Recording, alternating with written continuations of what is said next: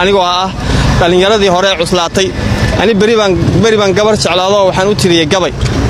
gabadha waxaan idhi horta aragtida iftiinkii iyo ubax baxay la moodiyay 14aadkii habeenkii isniintii arooskii inshaarada adigoo meel ubax la joogaan inan yahay arkaaye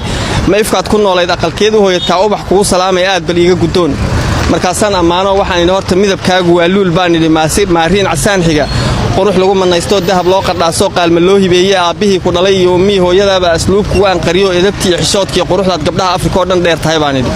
oo suuradaadu wacana baan idhi sunnayaashu simana sanqaroor macaan ee afku soo madow maaha socodkaaga laafiyaha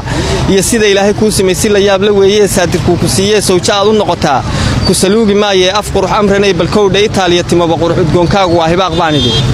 markaasaan haddana waxaan idhi alfu leyl waleeliyay daajay albaqray uu ancaam ya aayadaha quraankan ka soo bilaabiye iyadiiba marka aroos baan isugu ducaynaya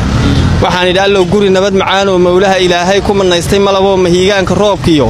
mayga miraaluhu intay maalin walba ku da'an maanyadii xareedii dhirtooda magoosho ramaaskii macaan indhuhu milicsanayaan aqal iyo ubad wada muraayada aan madu lahayn maalin iyo habeenkii maan shoogu sulan yahay iyo jannadii fardowsaad iyo aroos iyo aqal gaafiyo weyn baan inoogu duceeyay